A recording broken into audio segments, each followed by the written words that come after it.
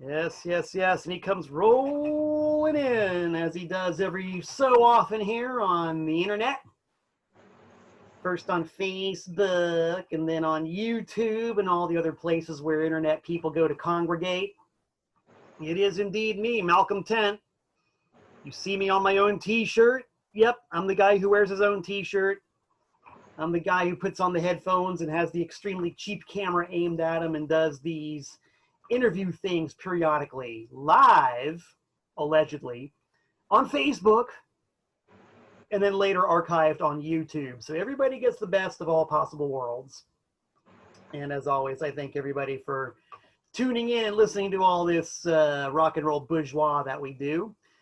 What I like to do, in case you haven't seen this before, is sit down and basically just talk to people who I like to talk to. People I'm in bands with, people who I've worked with, and just people who do the thing that we do, which is rock and roll. And today, I've got this dude who I remember from a long, long time ago when I had my record store, the world famous and estimable Trash American Style, which had a very long run on Mill Plain Road in Danbury, Connecticut. I remember this dude would come in a lot and hang out with his no good friends from Putnam County, New York. They'd come in and they'd loiter around and they'd hang around and they'd ask me questions about stuff like the Misfits and G.G. Allen and the Mentors and all this real low down gutter stuff, which was appropriate since they were from the gutters of Putnam County, New York. And you know, those kids grew up and took paths in life that led them to right here, right now, talking on the internet. I'm, of course, referring to the one and only PP Duvay. PP Duvay. Hello, hi, how are you? What's going on, dude? How are you, sir? I am doing well. Well, I'm glad to hear it. It's nice to be on your program. Yeah, it's good to be here. You know, I was just thinking, and I'm not going to try to get too far ahead of the story because there's an awful lot of story to cover here. I've been in a band with you now for a few years, and you, of course, have been the lead singer for They Hate Us for a couple of decades. You've been the lead singer for the Murder Junkies for more than a decade. But we hang out a lot and we tell the tales and we listen to stories, but I don't, like to this day, I don't know the whole story about either band. You know, it's like I'm in They Hate Us. I don't know the whole story of They Hate Us. I'm a big mark for the Murder Junkies. I don't know the whole story of the Murder Junkies. So who better to ask than the man who's regaled me with a ton of stories than you, PP Duvay, you, talking about you being on the spot right now to tell tales. Well, you want to talk They Hate Us? I think that's the best thing to do since the story does begin there. And a lot of people who like the Murder Junkies and are fans of the Murder Junkies, I'm sure they're aware of They Hate Us, but they don't know, like, really They Hate Us and the Murder Junkies are pretty well intertwined. And so the story of They Hate Us goes on a lot further back than the story of your involvement with the Murder Junkies. So I think we got to start there, man. Let's start in Putnam County in the late 1990s, I believe. It was the late 1990s, 1998. They Hate Us was formed in a garage where we played for a long while. I want to say it was very rough, I'll say. It was very rough. It was real cold in the winter and real hot in the summer. And but we always played, and it took a long while for us to actually get good enough to get a gig.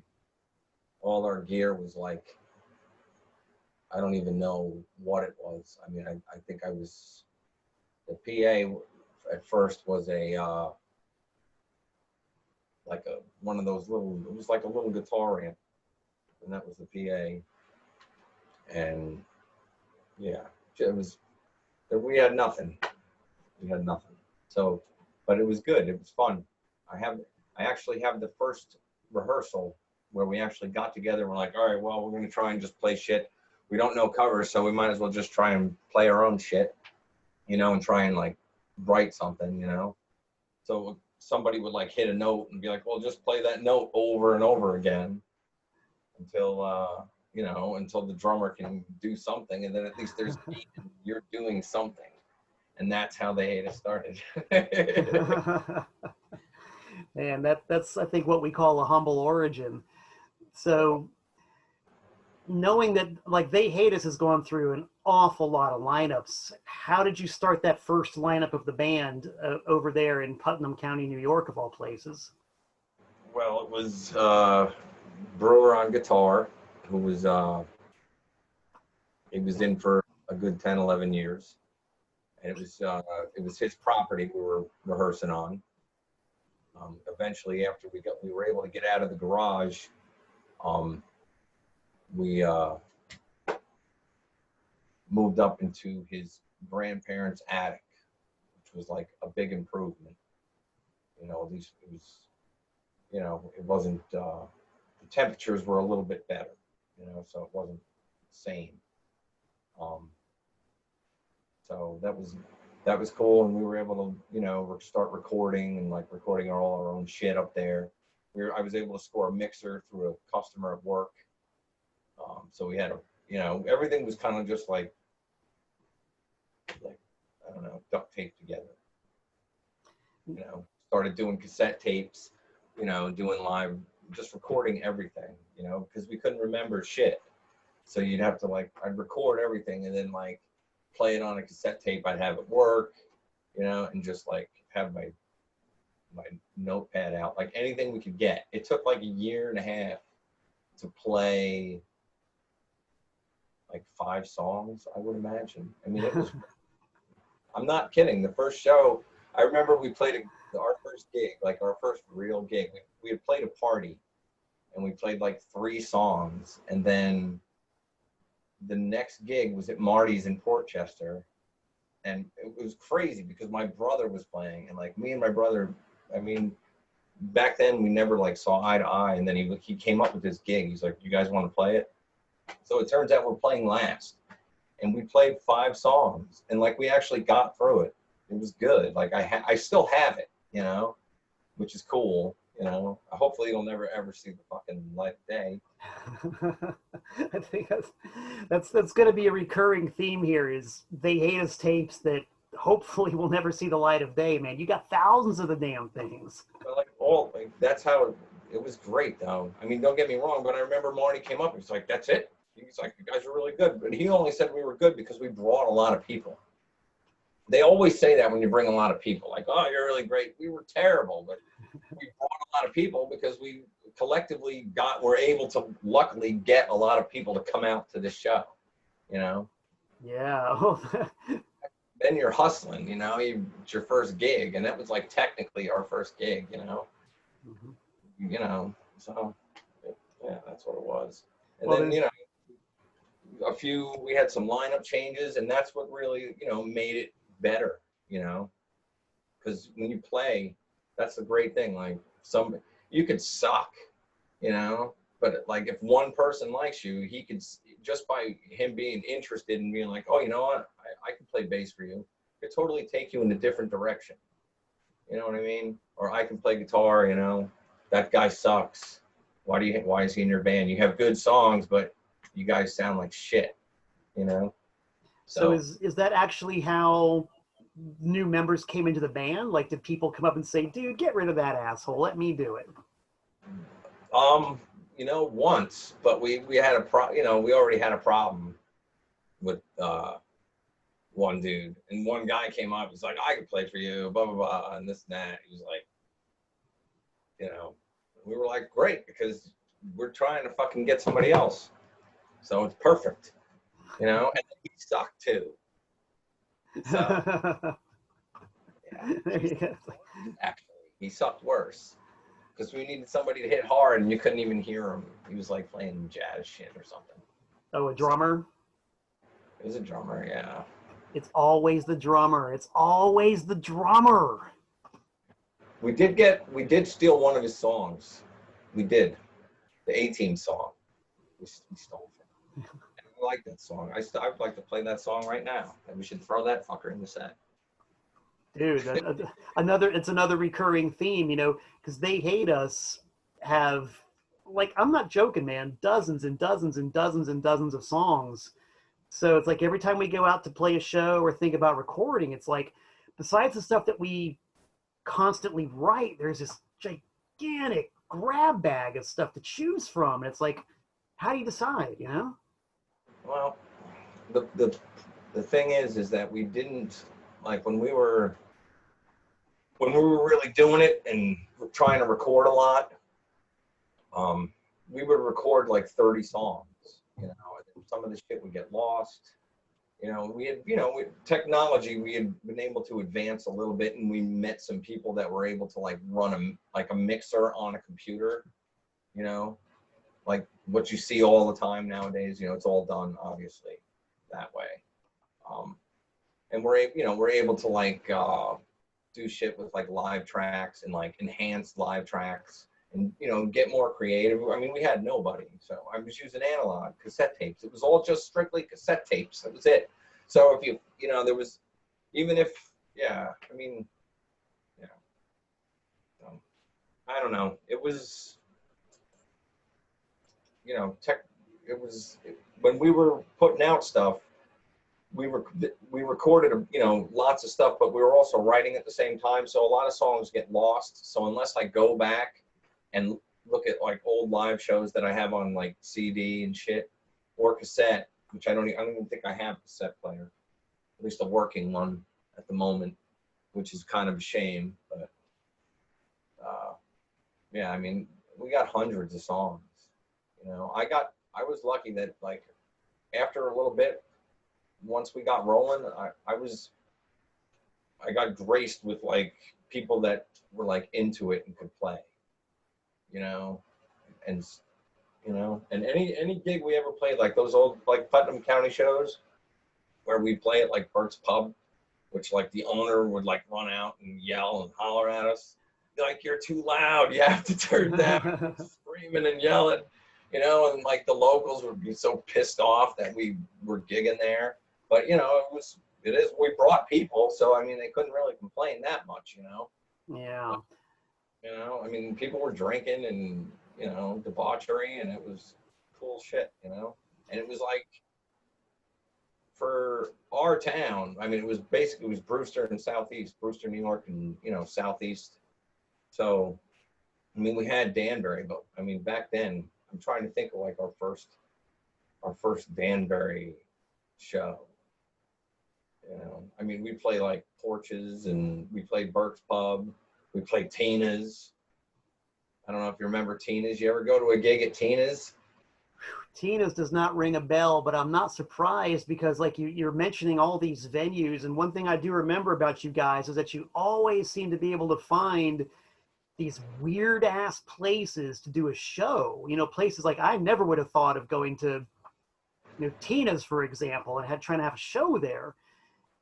And I don't know if people are like really aware of this, but the scene over in Putnam County, there was no scene. You guys were it. So you were literally creating something from nothing. There was nothing. The only thing, I mean, even if you look now, like for this area, there's still nothing. I mean, especially now there's never going to be fucking nothing. Now it's like sealed for the next 100 fucking years or whatever, but, you know, but for what we were doing, it was like basically you build the whole show, you know, the whole show. I mean, we played, if you look at Main Street Brewster, we gigged there, you know. Wow, next to the laundromat, I guess. Like other real bands to fucking play, you know. So it was cool, you know. I had the Murder Junkies play Main Street Brewster, which was a very big deal. I remember going to that show, and I couldn't believe it. It's like, God damn, I'm seeing the Murder Junkies in Brewster? It was great. I mean, that was great. That was They Hate Us' 7-year anniversary, and that was just a good show all around.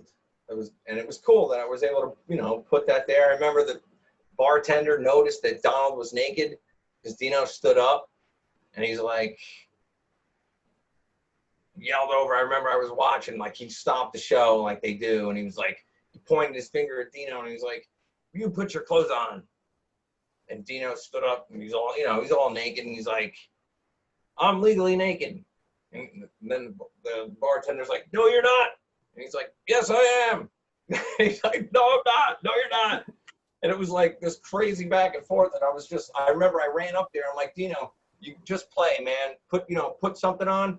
I remember someone threw a bra up and he cupped his fucking shit all up in one bra cup, tied it off at the fucking hip, and they were fucking rocking again.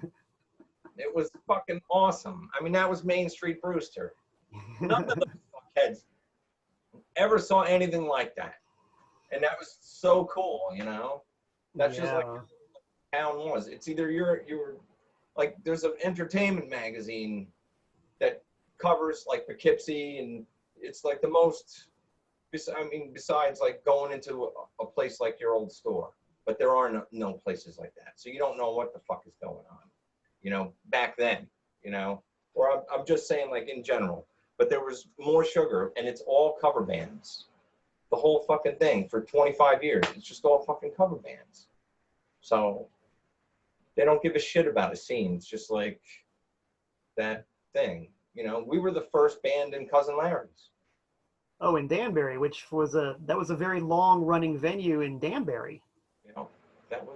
We were the first band to do a show there. I don't know how we got the show, but we brought a PA, played a show, and that place got great for many years, I want to say, Oh yeah, totally. For a while, Cousin Larry's was it actually was the only place in Danbury to play for an independent local band or a punk rock band or whatever. That was it. That was a good place, I know there was, once we were able to get into Danbury, then like the shows got a lot better, obviously, you weren't playing for rednecks at your locals at Burke's Pub in Patterson, which, don't get me wrong, was some of the best shit I've ever seen in my life because it was awesome. But then you were playing because they were you had Billy Baloney's, and then eventually the Empress came in to play, which was great, even though the room was terrible. The whole thing was still great, Yeah. And just to give people a little bit of context here, Danbury is the closest thing to a city that we have in Western Connecticut. I think the population's about 100,000 or so. And usually when I talk to people and say, yeah, I'm from Danbury, the usual response is, oh yeah, I drove through there once. I was going to Boston, I was going to New York, I was going here, I was going there. Yeah, I drove right through Danbury. So it's kind of a big city, but there's usually no reason to ever stop there. And so the towns that we're talking about, like Brewster and Southeast and Putnam County, they might as well be 1,000 miles away from Danbury, culturally and in any way possible. So for a band like They Hate Us to come out of Putnam County, that's a pretty big deal. And I see now Pee-Pee's moving around. What's going on there, man? I had to get something. I'm going back. I didn't know when you were going to stop talking or I don't know. So I'm like, I'll just go and get it. I can carry this thing. This is great. I fucking hate Danbury and I live here, but I'll tell you, I got to sit with the Ramones in Danbury, so Danbury's okay. Yeah, that's okay to me. Johnny Ramone walked across the dance floor in front of the stage at Tuxedo Junction and got me a chair and sat me down, and I got to sit in what looked like a scene from the I Want to Be Sedated video with all the Ramones eating dinner. And it was, so Danbury's okay. Well, now hold on. For just that. You got to tell us how that happened. That sounds like a story. It's the greatest fucking story ever. That's what it is. Give. Story ever. Okay, 1993, April 15th. I was underage, couldn't get into tuxedos, couldn't get a ticket. Long story short. I got home from school, I want to say, and then my mom had gotten home early and she said, here, and she flashed a bunch of Ramones tickets and said, we'll stand in the back. So, and at the time I had a broken knee, so I was on crutches. So it was totally cool. We went to the show, and we got there super early, and I knew they were there because their van was there. And I remember my stepdad saying, why don't you go try and go meet him? Like, get up and go meet him. So I walked over. There was a curtain by the door, and they had a guy there, and I'm like, are they in there? And he was like, yep. And I was like, can I go meet him? And he totally let me in, man. And I just walked in, and then like 20 feet, they were all sitting right there. It was like, holy fuck. Yeah. And it was some sick shit. Yeah. Yeah. And Johnny Ramone saw me on the crutches, I shit you not, and got up and got me a chair and sat me down next to him, and we shot the shit for 45 minutes, and I saw like the most bizarre shit. They took my jacket off, they passed it around because I had done a Road to Ruin painting on the back, which is I still have. And they signed my Loco Live tape. That's the only thing I had, and I had no fucking camera. But Ramone gave me some guitar picks out of his pocket, which I still have. And he saw my knee, and he was like, well, you know, why don't I put you on the side of the stage? And I was like, and he thought it was cool that my mom and my dad were there. And he was like, well, just put you on this. There was like this little spot on the side of the stage, and Joey had somebody there who was like banged up. He had like a cast on. And so, yeah, I sat like right off onto the stage, and Johnny Ramone was on the other side, but he made crazy faces at me the whole time. And it was pretty fucking insane.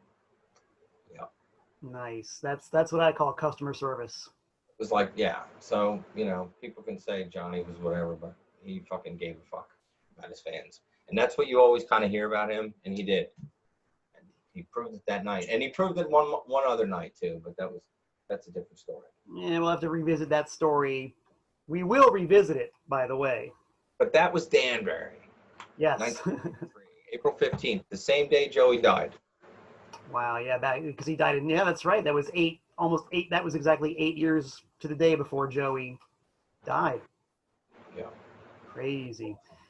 And that just kind of goes to show you that things could happen in Danbury, as difficult as it was, but you had to go out and hustle and make it happen. So you guys, you talked about recording. Now, They Hate Us actually did release a whole lot of stuff, and I've got over here, this is I recently started cleaning out the Malcolm Tent vaults because as you may know, I've saved everything. I'm not a hoarder, I'm an archivist. And so I've got all these incredible early They Hate Us albums and releases, like this one, for example. Okay. Oh, look at that shit, huh? Now, Yeah. Is that just like a cheesy paper cover, or is that stiff? Let's find out. That's just got to be a paper cover, I imagine. Oh, no. If it's real tight, No, it might be a cardboard one. Yeah, it's cardboard. Right. And the writing on the back is legible. Oh, yeah, totally. No shit. Yeah, that's not one of my bootlegs. Oh, so tell us the history behind this one, dude. I want to say 2006. That was lineup was Brewer, Romeo, Jill, who was a powerhouse on the bass, and then Rocco. Thank God for Rocco on drums. Yeah, I remember Rocco was a beast. Rocco was a beast, and he was like his own. Rocco would just play. He wasn't like any style at all. He had like no style. He had his own fucking weirdo thing that he did. And he was like, the quick story on Rocco, which was really cool, is that we started with Rocco as our drummer for like the first 2 rehearsals, but then he knew that we sucked. So he was like, I'm being in a different band. I got this other band that I'm in, but I'm giving you this other guy. And that other guy was Dave Rave. So we had Dave Rave for a while. And with Dave, we were able to like develop actual real songs. You know, like our set expanded from like 5 songs to 10 songs. You know what I mean? We were playing like newer shit and whatever. And then one night, Rocco, who we loved, saw us at a gig because his band and our band would play all the time, and he knew that we were getting better and he liked it and he wanted back in the band. So he's like, now that you guys are not that shitty, I want to play with you guys because you have good songs. So cool. You know what I mean? That's cool. So we're like, yeah, and fucking, you know, our old drummer, he was like fucking up and like really fucking up, you know. Like, yeah, kind of a theme, and They Hate Us, I've noticed. Perfect. How that happened. So yeah, that's the story on Rocco. But Rocco was, and always shall be a good man. Right on. This album's got a couple of hits. It's got. We look on the insert of the They Hate Us CD. What do we see? Yeah, it's got Greg. That's Greg the Hammer Man right there. That's who that is. Mm-hmm. Yeah, anyone would know that if you know anything. Unless you've been living under your porch. Nope. And this actually has the song Greg the Hammer Man, which we played last time we played out, which was whatever, 6 months ago. It does. And, you know, I don't know if you realize it or not, but there is a video on the YouTube for Greg the Hammer Man. And I think many people should listen to it. A man by the name of Bill Sievers put it together. And it's fucking great. And it shows Greg the Hammer kicking the shit out of Ronnie Garvin, who is a piece of shit. And I appreciate Bill Sievers for putting that in. It's an amazing video. The whole video is amazing, especially the part where he's kicking the shit out of Ronnie Garvin. There you go, people. That's your homework assignment. Look up the video on YouTube for They Hate Us doing Greg the Hammer Man, put together by Bill Sievers. Do it. Do it now. I've watched it a few times myself. That's how I learned how to play the song. And yeah, great video, especially for those of us who are total wrestling marks. You might guess by the fabulous TPOS logo I've got behind me now. There's only one sport worth a good goddamn, and that is professional wrestling. What do you think about that, Pee-Pee Duvay? You know what I think, to be honest with you? Are we speaking, like, honestly? Why the fuck has that song not been put on someone's wrestling compilation? What the fuck? That song's not good enough? Well, I think it's probably a question of what label is good enough to release it. That's a bunch of shit. Because that song should be, I see all these wrestling comps, everyone's having a good fucking time, but that song should be on there. Just because it's old doesn't mean that it's not, that it isn't any good, you know? No, not at all. It's a kick-ass song, and I'm just going to toot the horn of the current lineup of They Hate Us, which is, of course, you, Mr. Dino Sex from the Murder Junkies, Naughty Fred Dahmer on the bass, and a certain internet guy on guitar. The way the current version of the band plays it, I think, is pretty good, man. You don't think so? What's that? I didn't hear that last part. I'm just tooting the horn of the current lineup. That's all. I'm saying how good we are. We're fucking fantastic. Yeah. I mean, we can't play. You know, the world doesn't want us to play, you know. Well, that is to say, we're not allowed to play. We can play. We're just not allowed to. I want to be clear on that. It's fucking terrible. Man, it is. Speaking of fucking terrible, here's another one. Another They Hate Us album. And I'm just doing this because I want to show people what a deep history there is for They Hate Us. Long before you joined the Murder Junkies, They Hate Us was really happening and cranking out the stuff. Here's one for you. I want to say that was 2001. Let's see. I have a story about that show too. Well, I know it says on the back, no thanks to CBGB. Well, yeah. Well, yeah. What was the date is escaping me. I want to say 2001 or 2003. Is there a date? Yeah, July 29th, 2002. 2002. All right, fair enough. Yes, it says, recorded at that shithole, no thanks, CBGBs. All right, let's hear it. Okay, so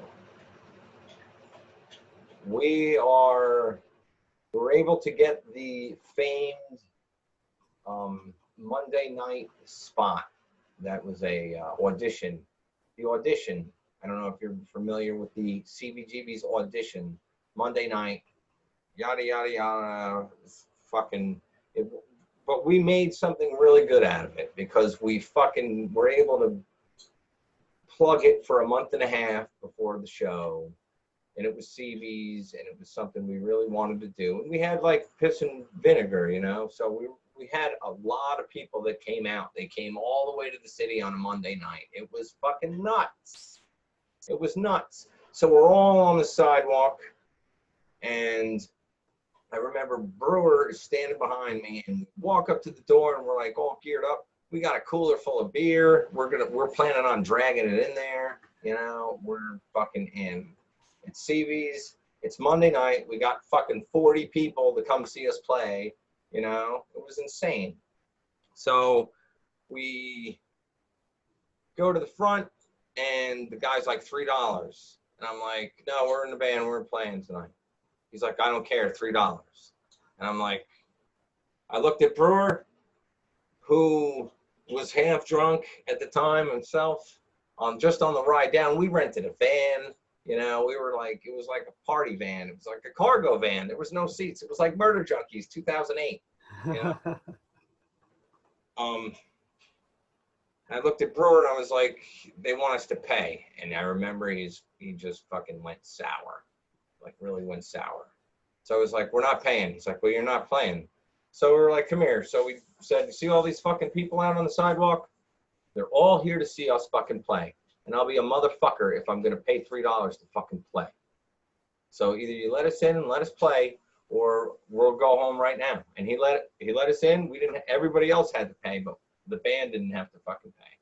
So that was a good thing. You know. Yeah. But then we played, and my guitar player, Mike Patty, he got caught drinking beers because we got the cooler in and everything. Drinking fucking fantastic. You know, because the Heineken there is fucking $8 or whatever. So we had like a whole cooler was like filled, you know. So, but they caught us, and it was like a fiasco. But then we played anyway, and I remember we were able to come back because, I mean, essentially we were able to come back because we brought a lot of fucking people. But I remember when I tried to get another gig, the guy on the phone, it was a guy. It wasn't the old rat lady that fucking used to book. And he was like, it says you guys brought in your own beer. You can't do that this time. I'm like, yeah, I know. But they actually marked that shit down. You know, it was like a check mark or whatever. But it was, you know, but we got to do more like audition nights there. We never got to play like a weekend gig there, I don't think. Yeah. I think maybe once, we got a Thursday. Maybe.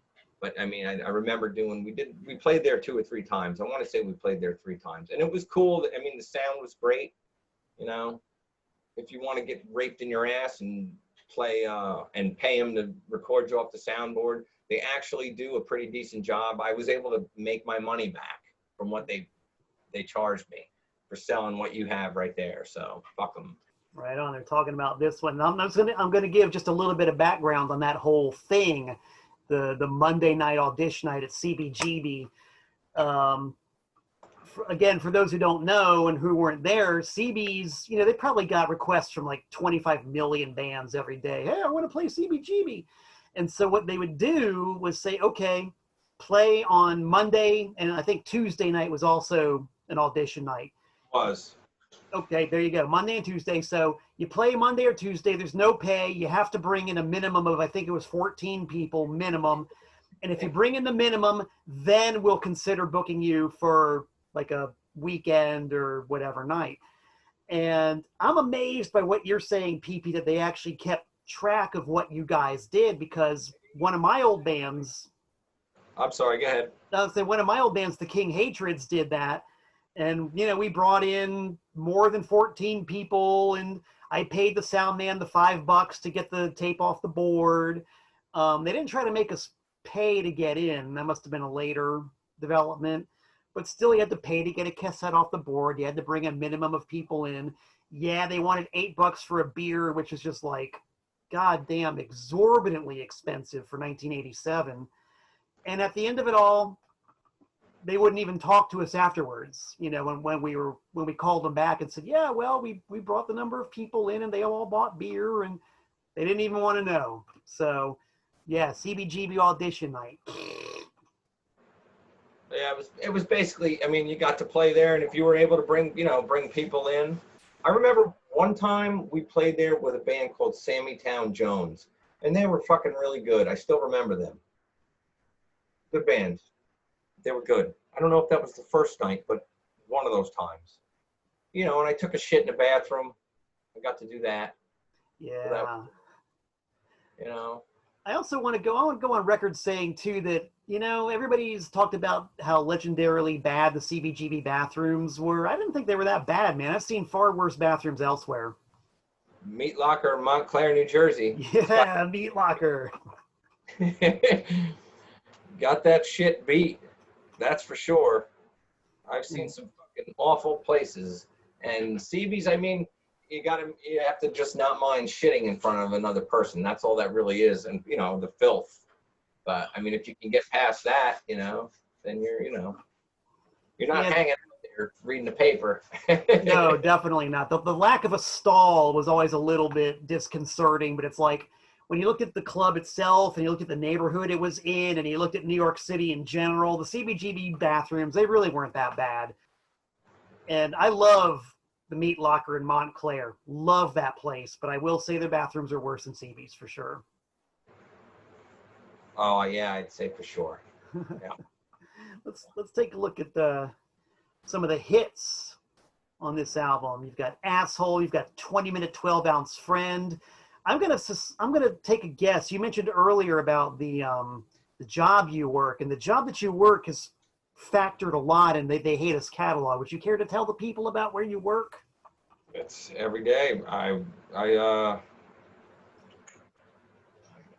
don't know. I guess you could say I work at a beer store, and I've worked beer stores for the past 25 years. So that's what I do. And I work retail, and I work with people, and it's fucking awful. And but it's what I do. Sometimes you just do what you're good at, you know. So, I think it's kind of worth mentioning that what you work at it's not even a liquor store; it's a beer store. well, it's a beer store, beer and soda. In New York State, you can't sell beer and liquor in the same place. Fortunately, because that would be a whole other wave of a mess of different fucking losers that I would have to deal with. So I just have, I just have the one side, working with the public. Who have been very inspirational, because I know of at least 2, maybe 3 songs written about customers at the beer store. Oh, there's many. There's probably 100 songs that were beer store inspired, or just dumb shit that I see from people, or dumb shit that I hear. Yeah, that's the one thing. I mean, about They Hate Us was driven by my job, basically, at least lyrically and sometimes musically too. Like I would hum like bass lines either basically into my tape deck, and then I would bring them to someone who could play bass. I'd be like, well, I have this. And that's how songs like came together, you know. Wow. A lot of times. Yeah. Nowadays it's my flip phone. If I'm so inspired, but I really haven't been inspired to write shit. I have a few I have a few things that I keep going back to, but I have nothing. Yeah, I'm uninspired at the moment. So, yeah. Well, can't really blame you. Yeah, it's all beer store, basically. The first like 10 years is all beer store driven. Carl's a fucking scumbag, Dirty Mary. Yeah. Yeah. Oh yeah. And then I mean at least it's real life, but it's like, you know, it's like what I see and how I interpret it. That's, you know, that's music, you know. So. Yeah. That's the foundation of all art, really. It's the artist's daily experience. And you're working in a goddamn beer store in Putnam County, New York.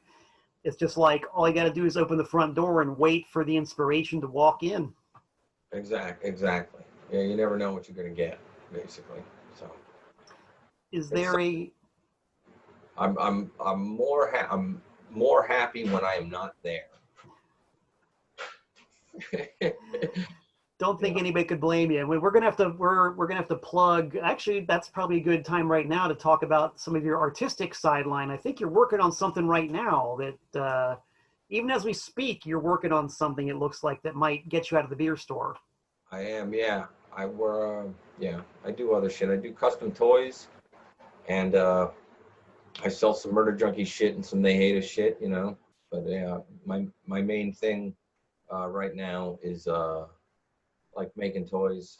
Keeps me calm, keeps me collected, makes me happy, you know. So I'm always like sanding parts. And I make all sorts of different shit.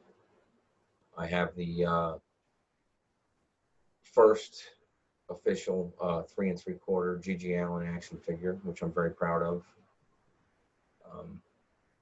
Which I'm kind of like waiting to sell. I've sold a few, but I'm kind of waiting, and I haven't done really any advertising for it. But I'm super excited about it.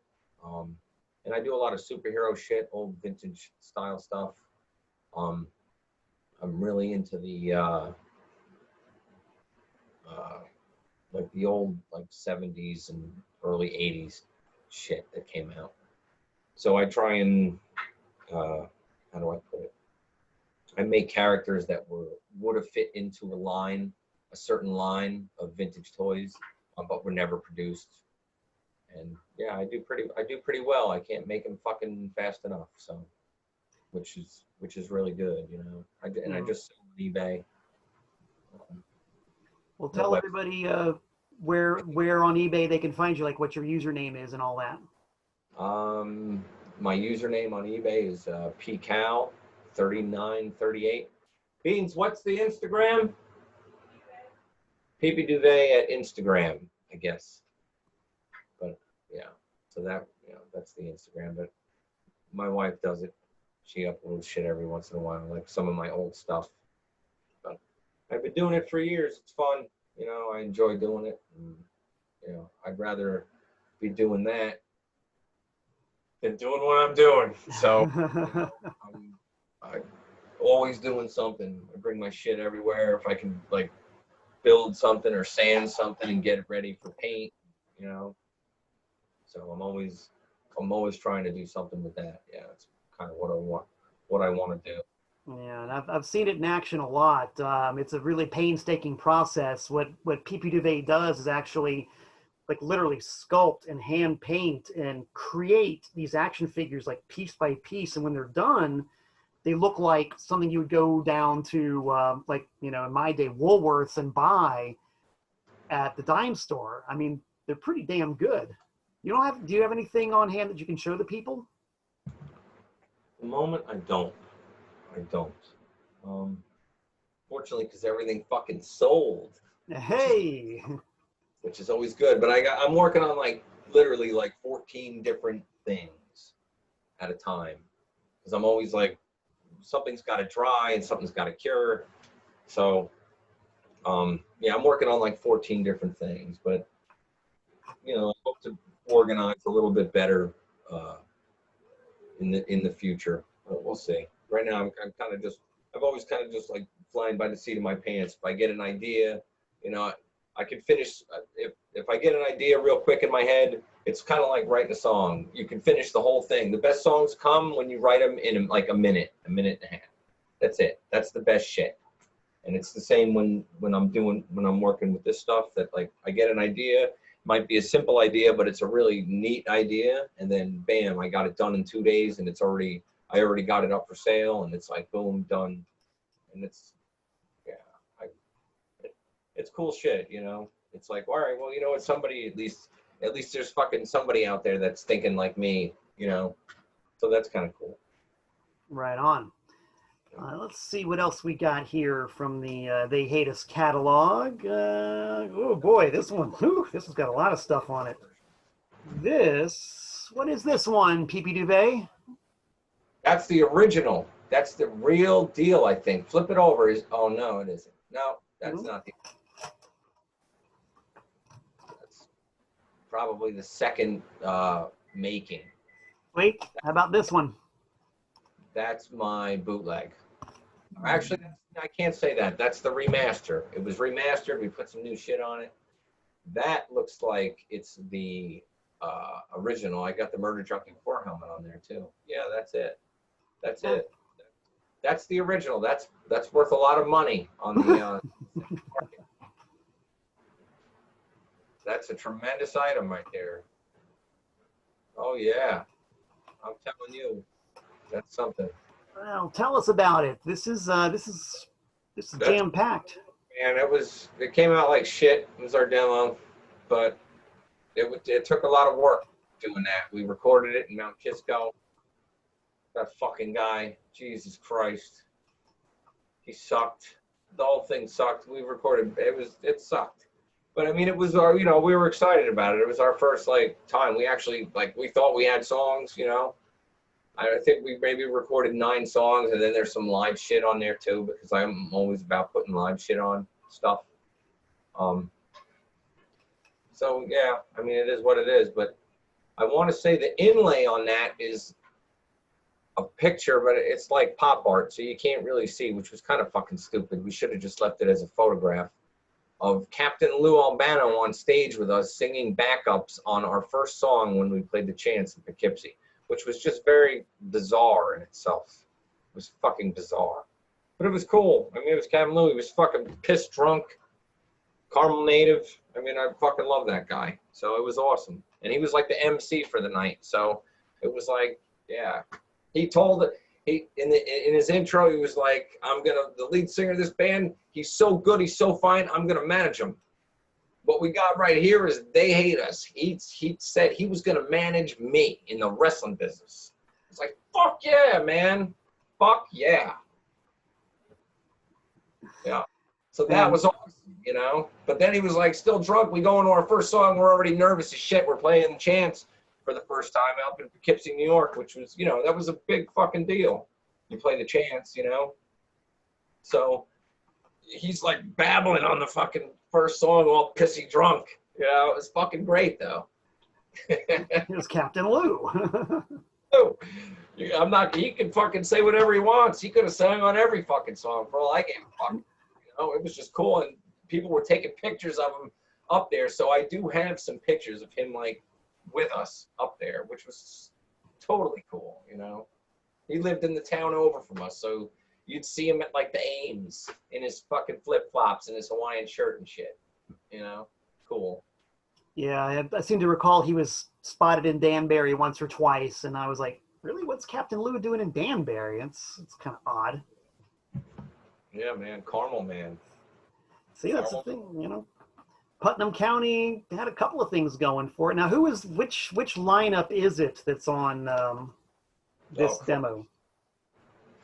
Jesus Christ. Flash that back cover.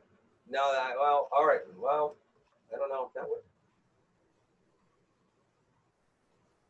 Holy shit. It was Brewer, Rocco, I guess Marvin.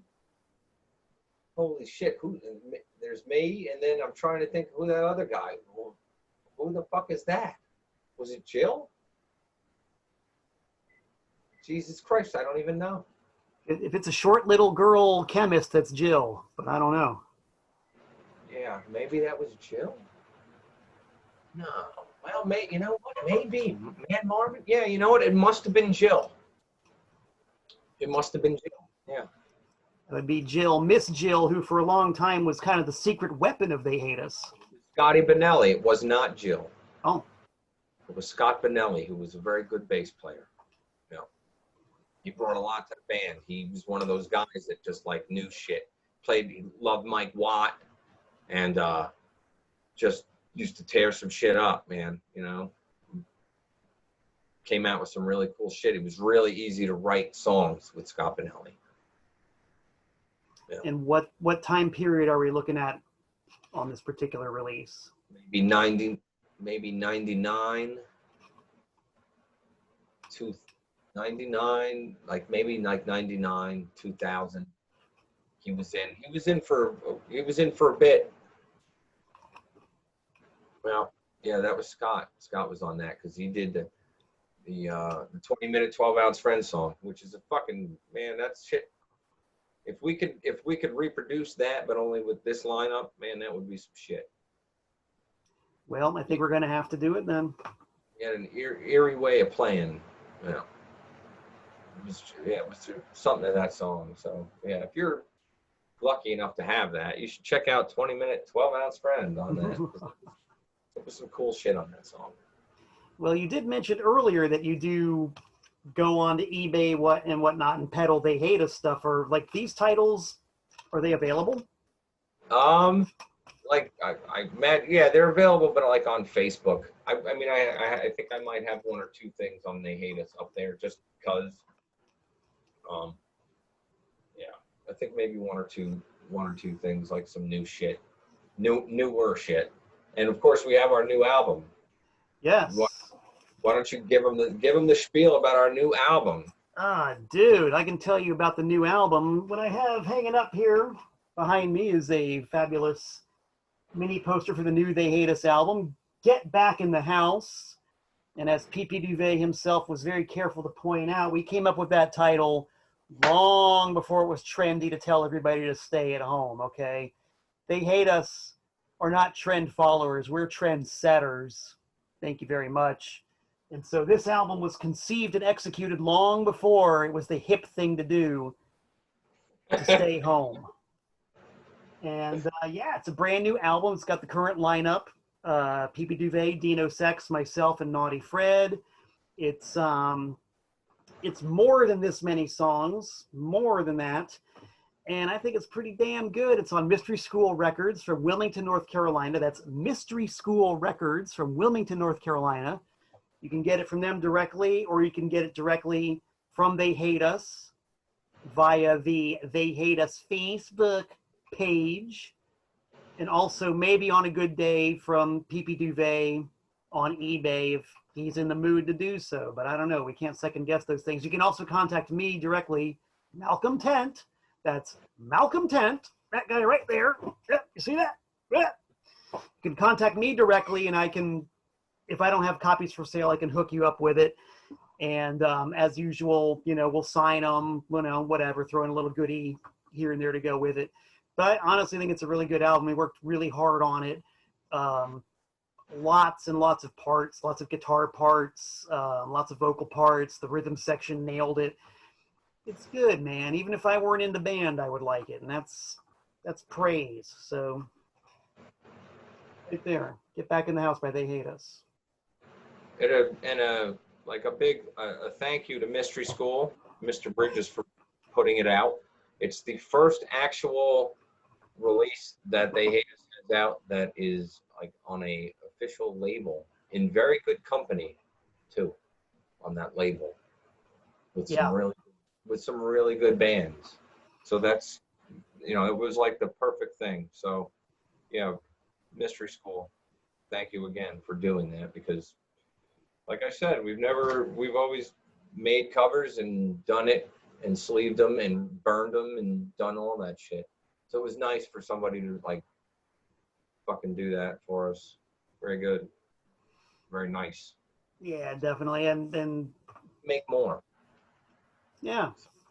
Keep Mystery School Records in business, and keep old John the Baptist, aka King James Jr., busy and well employed and out of trouble too. A rising tide lifts all boats. Got another vintage release for the people to look at here, and I recognize the lineup on this one, but we'll let P.P. Duvay talk about it. I know this one's still in print. We went through some trouble to manufacture this. Live from the Ground Beef River. And that that represents all those old shows, like all those shitty places that we played that were shitty, but they were great, So that's like it's basically gigs that we played in Putnam, maybe some beyond. I know like eventually we were able to make it to Burlington, Vermont and play gigs a few times. And New Jersey, we got into it, you know, eventually the city. We were able to do some gigs at the Continental, which was cool. Which is funny. I have a DVD of a set from, and this guy, like, he was a customer and he was like on TV shows, and he came to the show. He knew about the Continental. He was like a hip fucking dude, you know, and he was a customer, and, you know, I was working in fucking posh Westchester County at the time. I was running a store there. And he came out to the show with like a camera guy who videoed the whole thing, and it was like HD before HD, you know, it was like insane shit. I still have that show. It's pretty funny. But that's what that CD represents, those years. A lot of songs on that we never like recorded. It's just all live shit from shit bars and stuff like that. Right on. And I see the photo on the back. It's kind of hard to tell by looking at it, but that is indeed the Keith, Romeo, and Miss Jill lineup. And I interjected with Rocco all the way on my right. Yeah. That was a pretty good lineup. Romeo was one heck of a guitar player, and Miss Jill, of course, was the Mighty Mite on the bass. She killed it. Yeah, she sure did.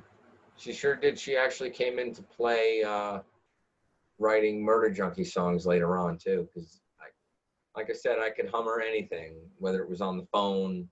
If she had her bass in front of her, she could just play it. So she was like a fucking brainiac. So. Yeah, she's probably one of the very few research chemists you've ever had in the band.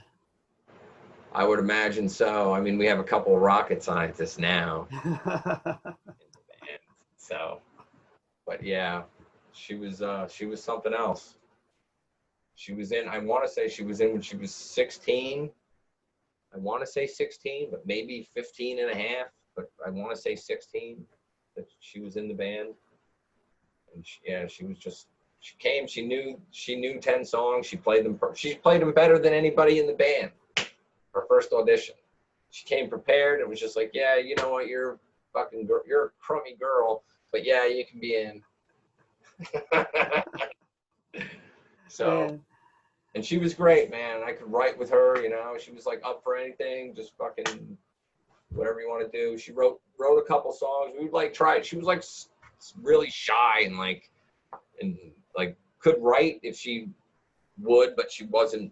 I don't think she was able to like express herself that much. She just did it when you say, hey, play this. She'd be like, boom, boom, boom, just fucking hammer stuff. And that really, once we had her and Rocco on the drums, that's what, you know, what happens all the time. The band like really gelled.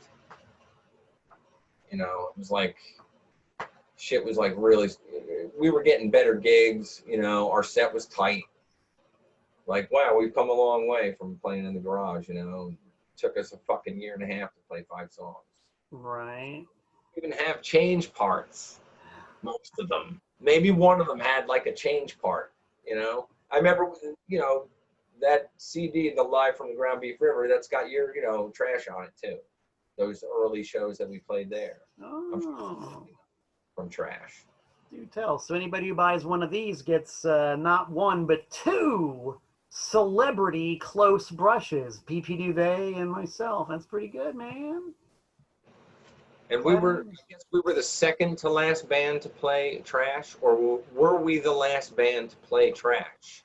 No, you were, if anything, you were the second to last. The last band ever to play Trash was this group called Evil Army, who were from Tennessee, and they're this like really awesome heavy metal band that had Jay Retard on bass of all people, and now, they were the last band ever. Was that the next day? Was it like a weekend thing? Yeah, because we did live shows on Sundays, so you guys must have played a Sunday, like one of the very last Sundays, and then they played the last Sunday that we were open. Fair enough. But those shows were great too, you know. We always we were always so jazzed to like fucking go there and play, man. Those were good times. Yeah, that was just, I think it was just a case of once again doing what you had to do, you know, because the Danbury scene, such as it were, you know, it came and went, it had highs and lows, but we were always there, you know. We were open basically 365 days a year, 24 hours a day, you know. And so Sundays were usually pretty slow, and so it was a simple matter just to take the clothing racks, push them aside.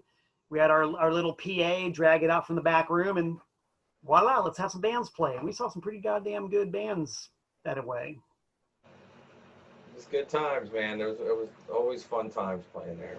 Got to hang out with the anti-scene there. Yeah. That was cool as shit. Yeah, we had them. Opening band, but I remember we supplied the drum kit for them. You know, it was cool. We got there early and were able to hang out a little bit. It was a good time. So would that have been your first time meeting Anti-Scene? I want to say yes. And it's okay, so that was around 99. And so by then They Hate Us, I mean, They Hate Us was just starting around 99, correct? Yeah, I mean, we were playing. I don't know if that was the next time they came around. Because the 99 gig, I think I have on tape, but I don't think that was the show. Right. It tends to blur after a while, you know, 21 years and 63 million shows. It's like, yeah, you can't remember. I know that you let me borrow a tape. I've got some really good like Kodak pictures from those shows. Oh. Like some actual photographs, yeah, some cool shit. Well, next time we get together, if you can dig them out, I'd love to see them. That'd be really cool. Should I bring like gimmicks? Oh yeah, definitely. No, I mean I got gimmicks. I guess I got some shit. Yeah, because we're only just beginning here. We're sort of getting towards the end of today's episode. I've only got one more They Hate Us disc to show and tell, but yeah, next time you can do some of the show and tell, and we can really cover a lot more territory. Fair enough. Yeah, I can do that. Cool. All right, here's one. This is probably my favorite cover of a They Hate Us release, just because I'm an old championship wrestling from Florida boy, and I always loved Joe LeDuc. And there he is. Yeah, he was a savage. He was great. Much better. What were you going to say? I was going to say much better heel than a face. He was a face in South Florida, and he was so-so. But when he was a heel elsewhere, he was best when he was a heel. When he threw Lawler off and he hit the table, what a fucking bump! Holy shit! One of the best bumps ever. Yeah. It's like to Jerry Lawler. What a great fucking he was great. That's the joy of YouTube. Like you can like watch all that shit. There's a ton of Joe LeDuc shit up there, so that's cool. Yeah, and besides the fact that Joe LeDuc is on the cover of this might be sort of a transitional release, because I see that not only do we have the Soap Cowboy and Pincina Romano and Pee Duvay and Happy Byron and Rick Rocco on the drums, but also Dino Sex guests on a track here. He does, yes. Well, Dino was a honorary member since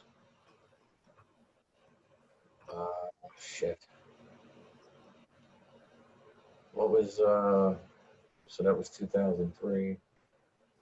So probably by 2005, Dino was already an honorary member of They Hate Us. So he would start filling in. He would play an old Gigi song at the end of our set, and then Merle would jump in and we'd play like, and it was cool because like when we started playing together in 2003 when they came back, I would call up Merle and be like, hey, you want to play this song with us on our set? And he would be like, yeah, what song? And I'd be like, all right. And he would like learn it, like kind of. So he already kind of knew it, you know. So it was cool. And then we got to, you know, do some shit with them. And they took us out. You know, we did a little mini tour where we had to actually rent a van, you know, and cool. Yeah, it was cool, man. So how did you make the connection with Dino Sex? How did I make the connection? How was he like playing with us? Yeah, how did he get to be an honorary member of They Hate Us? Well, he would even we would have a gig like in town or somewhere, and we would pick him up off the train and he'd be like, and he would come out and play a song and just hang out. You know, like, oh, we're playing if you want to come up. He's like, well, can I play Blowjobs? Well, yeah, why not? Sure, if you want to. You can play a different song too, you know. So, but yeah, that's how that shit started. Right on. And I think that's probably going to be what we start to cover in the next installment of this mega interview, which so far has been a lot of fun, man. I've learned a lot about the band I'm in. You have to mention the cassette tape, Come in Your Own Mouth. Oh, that's right. Which I want to say was our last release. Some people have it. I have copies of it, but it's some of the best, I think, of They Hate Us too. It really is. There's no. I mean, there's like I booted a couple of CDs here and there, but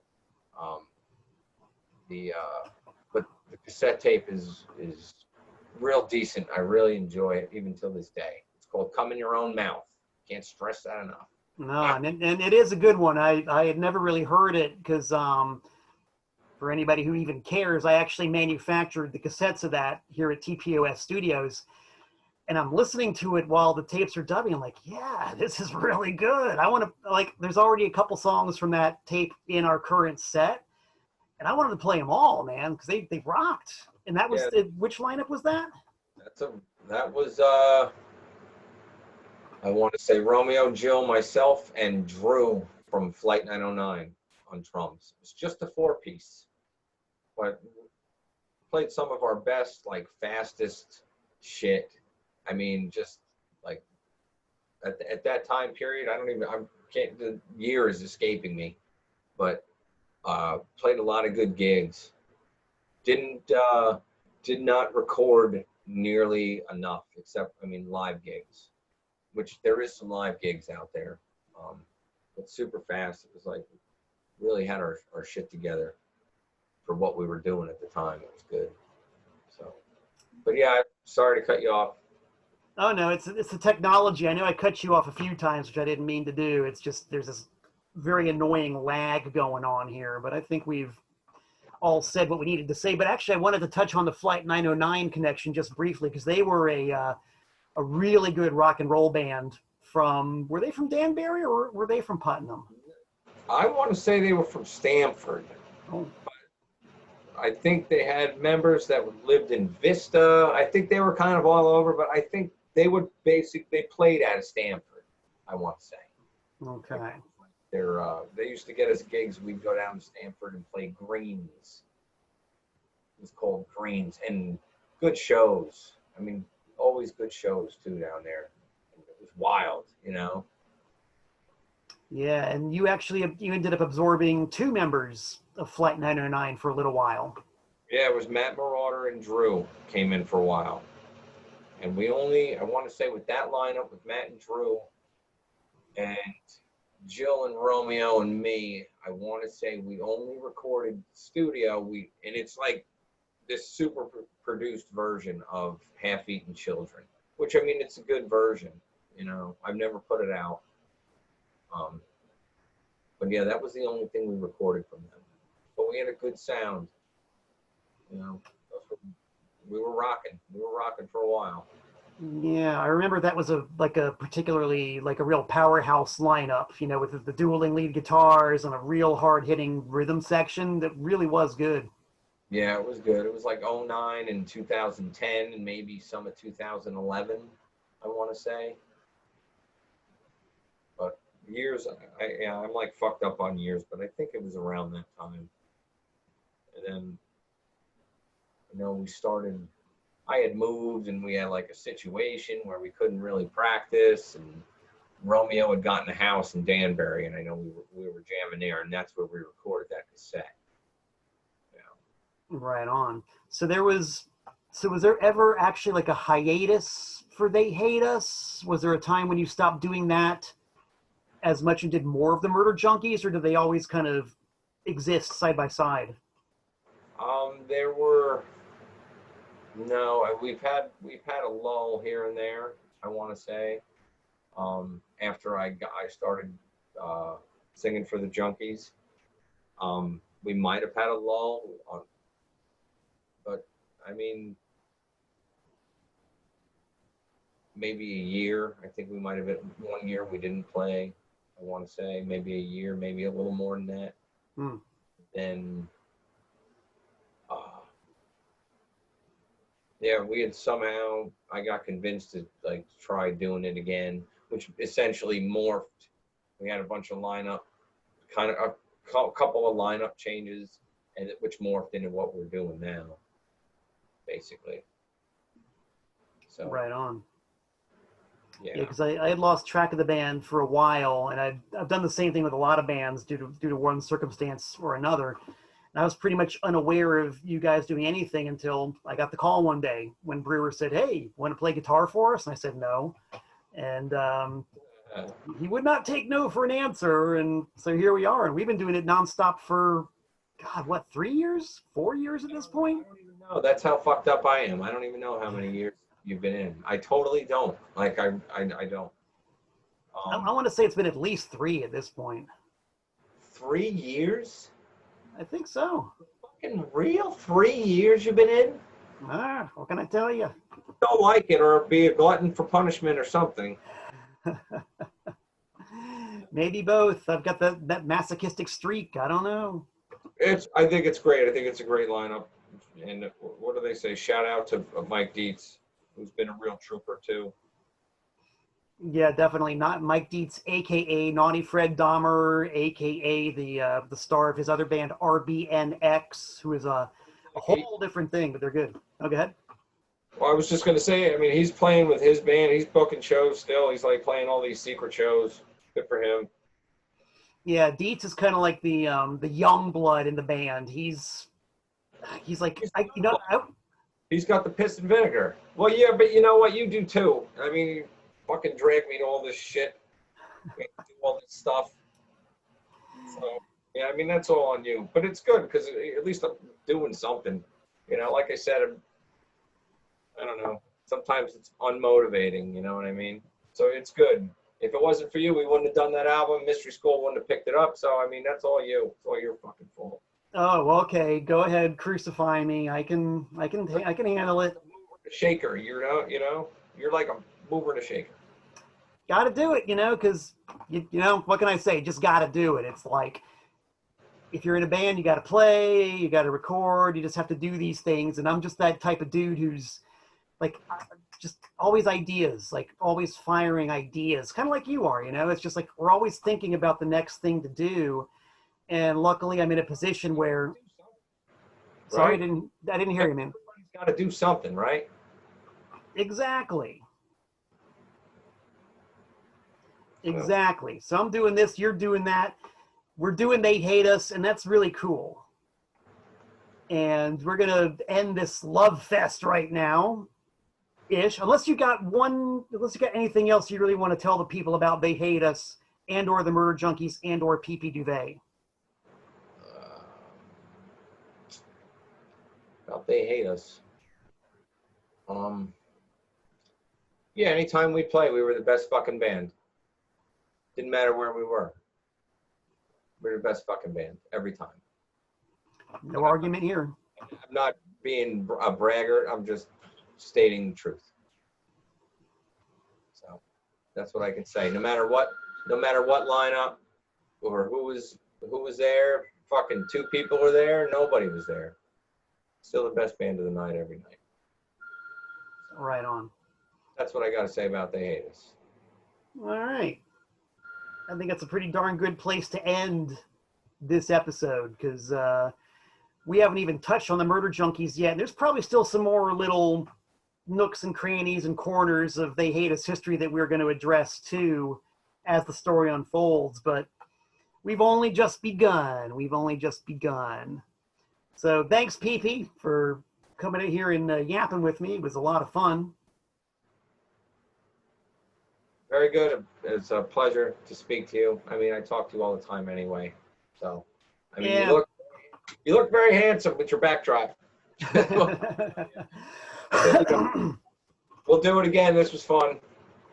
Right on. So all you people out there, don't forget to check out PP Duvay on the dreaded Facebook, on the Instagram, on the eBay. PP Duvay, They Hate Us, Murder Junkies.